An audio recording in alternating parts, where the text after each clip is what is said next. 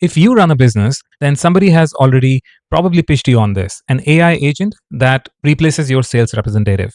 Basically, an AI tool that follows up with leads, books meetings, or writes emails on your behalf at a fraction of a cost of a real person. There's also a spreadsheet that usually comes along with this kind of a pitch. You must have seen these in various sales presentations. And it claims something strange, that the AI, which is far worse than your best sales representative, would still make you more money than the actual sales rep. Now, here's the thing that surprised me. When I actually rebuilt the entire sheet with real numbers and publicly available data, I found that actually some of it holds up. Now, I have spent 18 years in tech and consulting for companies like Meta, eBay, and Twitter. I've worked on systems which made millions of automated decisions every day, and we never accepted a comparison like this one without auditing it line by line. And that's exactly what we are going to do in this video. First, I will build a pitch version of the spreadsheet, present it as strongly as anybody in the industry would do it for you. Then I will audit it 5 lines, one at a time, and mark which rows are real and which one are fiction. Then we will build the corrected version of the spreadsheet. And at the end, I'll give you a 5-question checklist that you can run for any vendor that reaches out to you for any kind of ROI calculation. So here's the sheet that we are going to build. 2 columns, same job, but 2 candidates. The left column that you see is a human sales development representative. And if you haven't hired one before, that's the salesperson who owns the top of your funnel. They answer new leads when they come in, and they chase the follow-ups. They figure out who's actually serious about your business and book meetings for whoever closes the deal. And the right column is the AI version, the software that claims it does the same job as a sales rep. It responds to every lead, writes the emails, books the meetings around the clock. We are going to fill in what each one actually costs and what each one actually produces. So let's start with the human. Now, the median base salary in the US for a sales representative is about $52,000. On target earnings, around $77,000. That's from the Bridge Group, and that is one of the most cited research on sales development rep pay. Now, base salaries is not what a hire actually costs you as a business. When you're running a business, you need to think about payroll taxes, benefits, tools, management time. So the standard multiplier is about 1.25 to 1.4x. And when people itemize the whole thing out, a fully loaded sales development rep lands somewhere around $140,000 a year. Some estimates even run higher. So what do you get for that amount of money? Typically about 8 to 12 booked meetings a month. Now the sales rep is working 8 hours a day, 5 days a week, and it takes about 3 months before a newly hired sales rep becomes fully productive. And you also have to consider their average tenure. The average tenure for a sales rep is only about 14 to 16 months. So you get roughly a year of real productive output from a sales rep, and then you hire again and then ramp up all over again. Now let's look at the AI column. Published pricing for this year starts around $900 a month at the low end. Mid-tier tools run around a few $1,000s a month. But the fact that they can run around the clock, 24/7, is something you will hear a lot in the sales pitch. That the AI agents never need to ramp up, they never resign. And basically, the volume is unlimited for AI agents. You also notice that the last 2 rows, usually the sales pitches fill those in for you. And there it is, $140,000 plus a year for a human, maybe 10 meetings a month that you get, $11,000 to $30,000 for an AI, supposedly more. So on the spreadsheet numbers, it's not even a contest. The AI wins by a mile. If this sheet is right, then hiring salespeople is not profitable for you at all. So is it right? Now here's where I'm supposed to tell you that the whole thing is nonsense, but it is not. 2 rows on this sheet are real. And honestly, understanding why these are real is the key to the whole audit. Let's look at the row 1, which is speed to lead. Now, Harvard Business Review studied over 2 million sales leads. Companies that got to a lead within an hour were about 7 times more likely to qualify it than the ones that waited for an hour longer. And related research says your odds of even reaching someone are dramatically better at 5 minutes than at 30 minutes. Now hold that against reality. The average B2B company takes about 42 hours to respond to a lead. 42 hours. Only about 7% respond within 5 minutes. So an AI agent, which is capable of responding instantly or even at 2 a.m. on a Sunday night, it is not competing with your best salesperson. It's competing with silence. A 42-hour gap where most of your leads just go cold. That is real. Unsolved failure mode in most businesses, and a machine attacks it very well. Let's look at the second row, the true human cost. Most people arguing against the AI pitch compare the tool's price to a base salary of a sales rep. And that is wrong.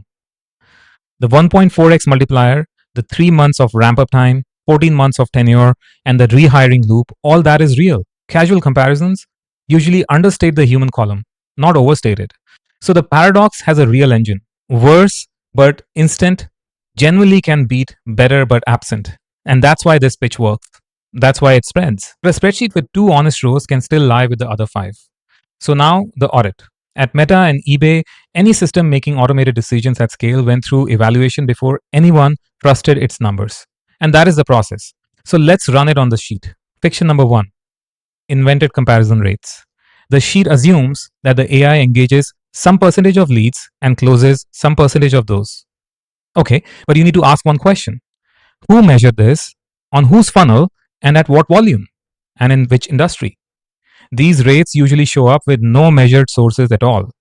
They are assumptions dressed up to look like real data. In my world, a metric without a measurement behind it wasn't even a metric. Fiction number 2. Both columns assume the same revenue per deal.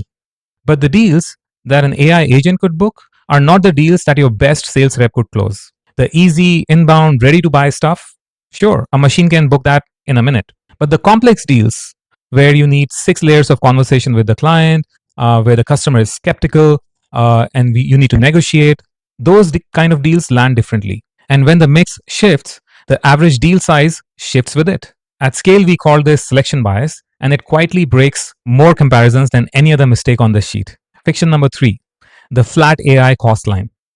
That 900 a month number, that's usually just the platform fee. Then the usage pricing kicks in and it scales with volume. At 5 to 10,000 messages a month, that same low end tool lands closer to $5,000 to $8,000 a month. Then you add implementation fees, 12-month commitments on the enterprise tiers. Usually reported first year costs run into tens of thousands of dollars. And then you also add a human who still supervises this AI tool and handles any escalations. So the cost line curves up exactly when the volume story starts working. Fiction number 4, volume is treated as free, but it is not. At AI volumes, reported reply rates drop by roughly a third. Spam flags run about 8% versus 3% for a human-paced outreach. Inbox placement falls too. And across the whole category, cold email reply rates are down about 15% over the last 3 years because everyone is scaling in the same channel at the same time. The advantage erodes as it is adopted. This spreadsheet is modeling a world where only you have the machine. You don't live in that world. And fiction number 5. There is no failure probability line. Gartner polled over 3,000 organizations and predicted that more than 40% of agentic AI projects will get cancelled by the end of 2027. The reasons? High costs, unclear value, risk controls. Now, whatever you think of that exact number, the direction is clear. A meaningful share of these projects fail. And an ROI sheet that assumes a 100% chance of working is overstating its own expected value. Every serious system I ever worked on carried a probability of being wrong. And it also had a plan for it. If you are looking at a pitch like this for your own business and you want a second pair of eyes to do the math, I offer a free 30-minute discovery session. We will talk through your specific situation and then I'll share my feedback on that. The link is in the description. Okay, now back to the sheet. So let's fix it. The corrected sheet uses ranges, not point estimates, because true math about uncertain things comes in ranges. So let's look at the human column. It is unchanged in structure. It is based on the real numbers. Roughly $140,000 for a fully loaded sales rep, and you get 8 to 10 or 8 to 12 meetings a month with ramp up time for sales rep, which is priced in. It is still expensive, but close to reality. Now the AI column, all in this time, okay? Platform plus usage at your actual volume, plus implementation, plus the supervising human cost, plus a discount for the chance the project does not survive at all. And its output counted honestly. Different deals, probably smaller on average, with the wins concentrated where speed matters. The paradox survives, but smaller and conditional. Worse but instant beats better but absent. For specific jobs, instant response to inbound after hours coverage, the overflow your team drops on the floor, In those lanes, the math frequently favors the machine because the machine is competing against nobody. But it does not beat your best rep at the deals that need judgment and trust and long conversations with clients. Replace your sales team, that is fiction. Stop missing your inbound leads, that is a frequently high priority use case. Buy it for the failure mode it fixes, not for the headcount it claims to replace. And by the way, this is exactly how big tech evaluated automated systems. The question was never, is the model better than the person? It was, what is the value per decision measured with an evaluation loop, and what is the plan when it goes wrong? If you have seen my video on 3 types of AI products, you will recognize that question.